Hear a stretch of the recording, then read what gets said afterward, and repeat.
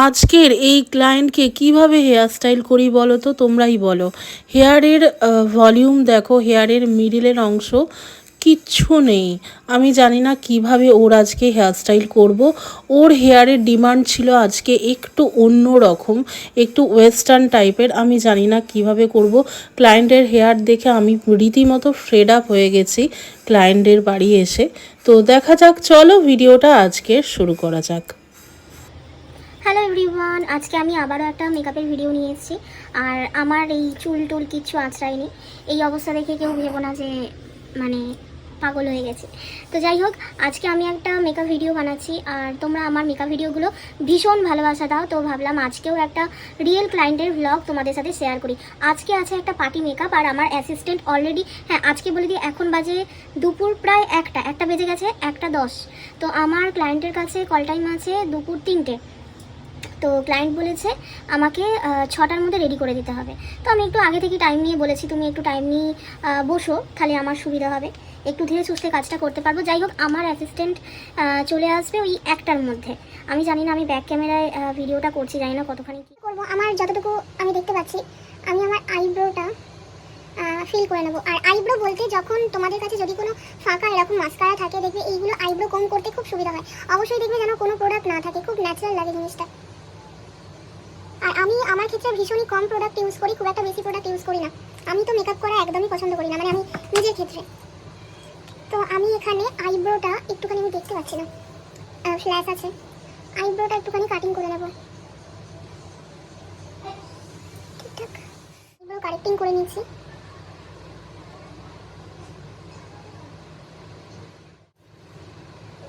আর যারা মনে করো কাটিং করলে একটু আর্টিফিশিয়াল লাগবে, কাটিং স্কিপ করে যেতে পারো।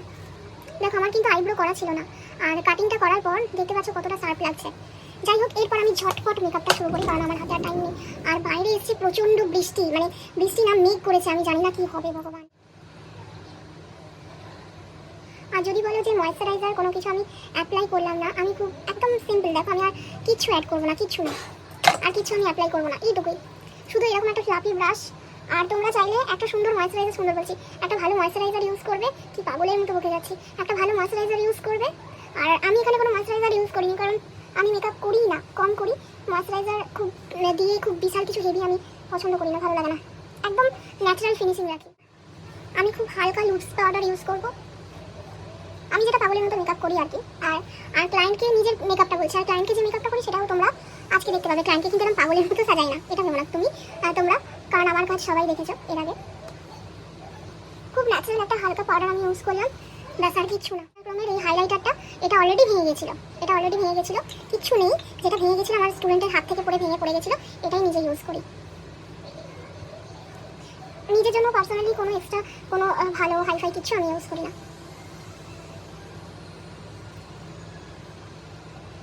যেটা ইউজ করবো সেটা হচ্ছে লিপস্টিক, যেটা হচ্ছে ম্যাকের।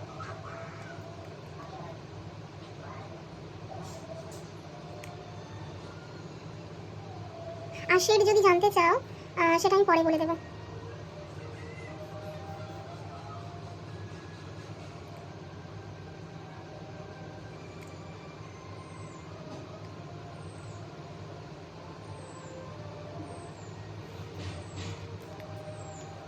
কিছু না। আচ্ছা চলো, আমি মোটামুটি রেডি হয়ে তোমাদের সামনে আসছি, ঠিক আছে? তো এই হলো আমার ফাইনাল লুক। কেমন লাগছে অবশ্যই কমেন্ট করে জানিও। তো চলো আর দেরি করবো না, এরপর ঝটপট বেরিয়ে পড়ি।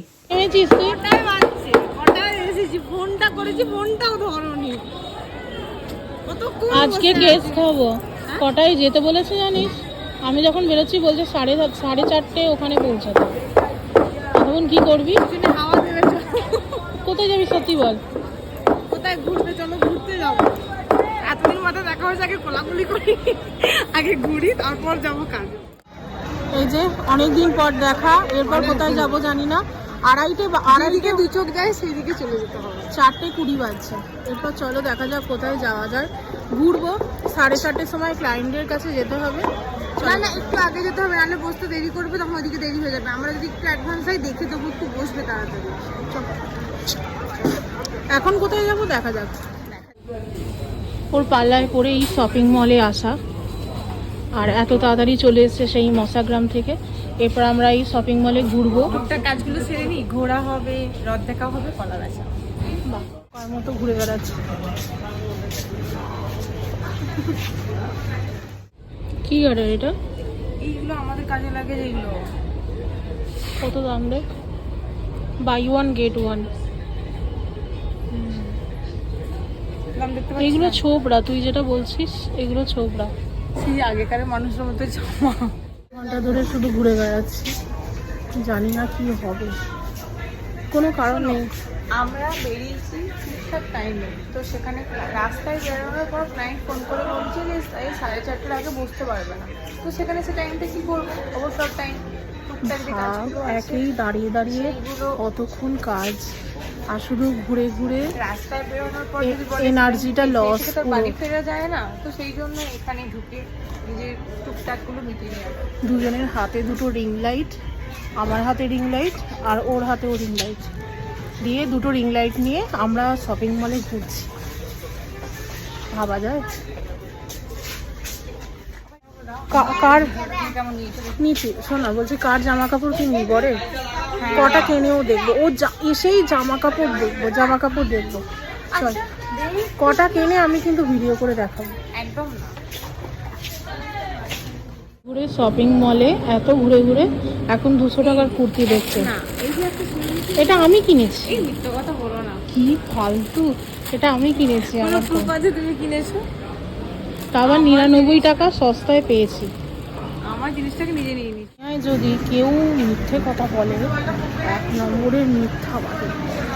এটা আমি কিনেছি গোটা শপিং মল ঘুরে। মিথ্যে কথা, মিথ্যে কথা, একদম মিথ্যে কথা। এত ফালতু কথা বলছিস। দেখ, দেখবি তো দেখ। নিবি কুর্তি? আদৌ নিবি না দেখবি না বাড়ি যাবি? কাজে যাব, কাজে টাইম চল। হয়ে আসছে, চলো লোকেশনে।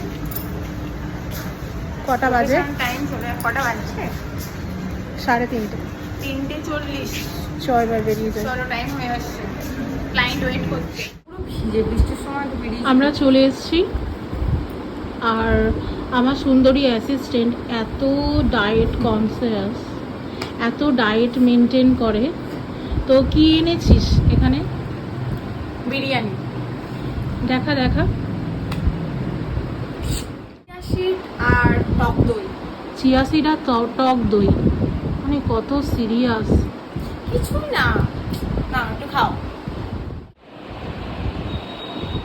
মানুষে খায় না ওগুলো, এত জঘন্য খেতে। যাই হোক, মানুষে খায় কি না খায়, অ্যাকচুয়ালি যারা খায় তারা জানে দই আর চিয়া সিডটা কি গুণ আর কি ভালো। না এটা সত্যি ভালো। তো আমরা পৌঁছে গেছি ক্লায়েন্টের বাড়িতে। তো ক্লায়েন্ট আসুক, তারপর আমরা আলাপ করেছি ক্লায়েন্টের সাথে। তো এই হলো আজকের আমাদের ক্লায়েন্ট, ভীষণ মিষ্টি। আর চলো দেখতে থাকো আজকের লুকটা কেমন হয়। ভিডিও শুরুতেই আমি তোমাদের দেখালাম যে আজকের আমার ক্লায়েন্টের হেয়ারের কি অবস্থা।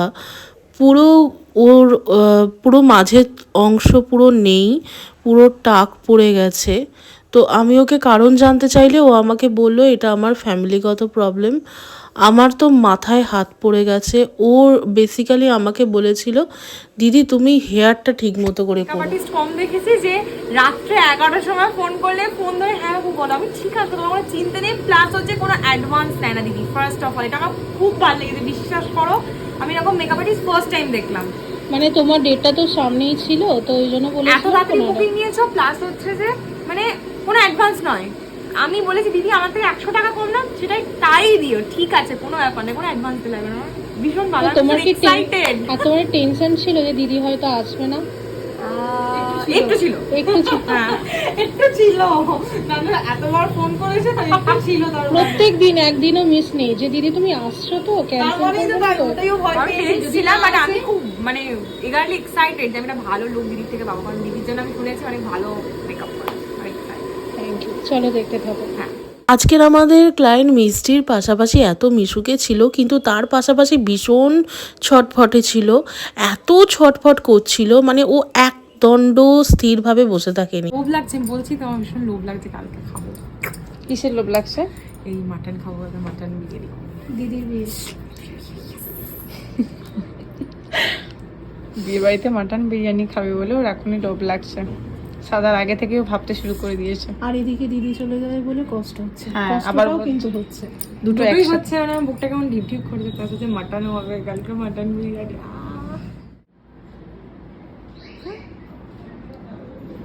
এরকম সারাক্ষণ ছটফটে। কেন বলে কি বলতে গেলাম, যা হ্যাঁ মনে করো। চোখটা চোখটা চোখটা চোখটা কি বলেছিলে একটা, স্মোকি বলেছিল। স্মোকি ভালো লাগবে আমায়? নিউড করি হালকা। আচ্ছা, সিমারি ভালো লাগে? সীমারি মানেই বুঝি না আমি। হালকা চকমকি কালার। চকমকি বলতে তুমি আমার বিশাল গর্জেস হবে না, নিউডের ওপর। না, আমার কোনো এক্সপিরিয়েন্স নেই মেকআপ সম্পর্কে, আমি এখন তোমায় জ্ঞান দিতে যদি বসে, এটা মানে মূর্খর পরিচয় একটা। তুমি তোমার যেটা ভালো লাগবে, এত ক্লায়েন্ট সাজিয়েছো, আমাকে যেটা ভালো লাগবে তুমি সেটাই সাজিয়ে দেবে। এখানে কোনটা ভালো লাগে সেটাই করে দাও, আমি কিছু বলবো। খালি আমার হেয়ারটা একটুখানি করে দিই, আমার ফেসটা একটু গ্লো করে দিই, ব্যাস। আমি তো এমনিতে খুব গ্লসি বলো, চুপচাপ বসে থাকো। পারি না আমি বসতে। কখন আমি অফিসে কি করি না, পিটি লাগিয়ে মাঝে মাঝে ঘুরে ঘুরে বেড়ায় আধা ঘন্টা 1 ঘন্টা পর পর। আমার ম্যানেজার গাল দেয়। প্রথমেই শুরুতে আমি দেখিয়েছিলাম হেয়ারটার খুব খারাপ অবস্থা। অবশ্য পরে আমি জানতে পারলাম ওদের ফ্যামিলির কিন্তু সবারকারই এই হেয়ার এরকম মাঝখানটা একদমই নেই। যাই হোক, অনেক কষ্ট করে হেয়ারটাকে আমি ম্যানেজ করেছি। চলো ফাইনাল লুকটা দেখে নাও। ফার্স্ট অফ অল আমি যেটা লুক এক্সপেক্ট করেছিলাম, যেটা আমি এক্সপেক্ট করেছিলাম তার থেকে অনেক বেশি, মানে ওভার একটা আমি লুক পেয়েছি। এটা আমার খুব ভালো লেগেছে। তো আজকের মতো কাজ আমাদের শেষ। সুমনাকে আমি বর্ধমান স্টেশনে পৌঁছে দিলাম। এরপর আমি নিজে বাড়ি যাব, আর আমার বিধ্বস্ত অবস্থা তোমাদের দেখিয়ে দিলাম। হ্যালো এভরিওয়ান, এটা চলে এলাম নেক্সট দিনে কথা বলতে বলতে, এডিট করতে করতে। আর কিরকম মেকআপটা করা যায়, মানে ভলিউম বলতে গেলে একদম নেই। ভিডিওটা একটু ভালো করে লক্ষ্য করলে দেখতে পাবে পুরো ও মানে যে স্কিনটা হয় না মাথা, ওই স্কিনটা পর্যন্ত বোঝা যাচ্ছে। তো সেখান থেকে দিদি যে ফিনিশিংটা দিয়েছে, তো তোমরা দেখলে একটু ভালোভাবে লক্ষ্য করলে আচ্ছা বুঝতে তোমরাই পারবে। বলো যে এরকম অ্যাসিস্ট্যান্ট কজন পায়? ওর দিদি যেখানে ব্রাইডাল মেকআপ বুক করেছে, না বন্ধ করবি না, ওর দিদি যেখানে ব্রাইডাল মেকআপ বুক করেছে তাকে ধরে ধরে জিজ্ঞেস করছে যে তুমি কাকে বুক করেছো, মানে কেন আমাদের বুক করেনি, কেন দিদিকে বুক করেনি, মানে রীতিমতো আমি চাই কেন তোমাকে কেন বলেনি। তো তুমি বলো যে এরকম ধরে জিজ্ঞেস করো, কেউ মেকআপ আর্টিস্ট যারা আছো কেউ এরকম ভাবে জিজ্ঞেস করো, ধরে ধরে বলো। আমি জানতে চাইছি সেও তারও করছে, সে কিভাবে, সে কি করছে, জানাটা কি ভুল না দিদিকে ভালোবাসাটা ভুল, জানি না কে কিভাবে নেয়, বাট আমি ভীষণ ভালোবাসি। আচ্ছা তোমরা বলো যে এই বর্ধমানে বা এই পৃথিবীতে যতজন মেয়ে আছো সবাই কি আমার কাছে সাজবে? আর কেউ কোনো না সেরকম সাজবে কিছু না? না, মানে আর বলে বোঝাতে পারবো না। কেন জিজ্ঞেস করে ফেলি, কেন দিদিকে এত কেয়ার করি, জানি না কে কিভাবে নেবে, বাট হয়তো ভুল না ঠিক জানি না, বাট আমার ভালো লাগে। হতেও তো পারে কেউ নিজের বন্ধু বা এরকম বুকিং করেছে। তোর যদি কোনো বিয়ের সময় ধর আমাকে তুই চিনতিস না, তোর বন্ধু ধর খুব ভালো মেকআপ করে, তো তুই তাকে কি বুক করতিস না? অবশ্যই করতাম। তাহলে চলো দেখতে থাকো আজকের লুকটা কেমন আছে। আর কথা বলবো না তোমার সাথে। কালকে মেকআপটা কেমন ছিল? কালকে মেকআপটা অনেক ভালো ছিল, এবং অনেক মানে কি বল বেসিক্যালি লং লাস্ট করেছে অনেক। ওটাই হচ্ছে মেন, মানে কোনো প্রবলেম হয়নি তো? কোনো প্রবলেম হয়নি, সুন্দর ছিল, খুব সুন্দর, অনেক লং লাস্ট করেছে এটা। ভিডিও শুরুতেই আমি দেখিয়েছিলাম ওর হেয়ারের অবস্থা, আর এটা তোমাদের খুব কাছ থেকে আমি দেখাচ্ছি। দেখো ওর হেয়ারের অবস্থা। ও যে হেয়ার স্টাইলটা আজকে আমাকে দেখিয়েছে, ওটা মাঝখানে শীতে করে জাস্ট নর্মালি হেয়ারটাকে পেতে দেয়া, আর কিচ্ছু না। কিন্তু তবুও হেয়ারটাকে কভার করতে ভীষণ মানে সমস্যা ছিল, ভীষণ ডিফিকাল্ট ব্যাপার ছিল। আমি শ্যাডো প্যালেট দিয়ে অনেক কালার বসিয়ে তবে ওর হেয়ারে এরকম ফিনিশিংটা এসেছে।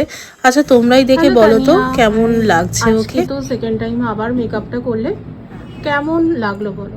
আমার তো ভীষণ ভালো লেগেছে, আমি যেমনটা চেয়েছিলাম তার থেকে অনেক বেশি, মানে আমার এক্সপেকটেশনের অনেক বেশি, এবং এটা আমার প্রত্যেক দিন 2 দিনই মেকআপটা আমি দিই। যাই হোক, আজকে এই ভিডিওটা এখানেই শেষ করলাম আমাদের মিষ্টি ক্লায়েন্টকে নিয়ে। তো কেমন লাগলো অবশ্যই তোমরা কিন্তু কমেন্ট করে জানিও, আর ভালো লাগলে আমাদের চ্যানেলটাকে সাবস্ক্রাইব করে দিও। চলো টাটা।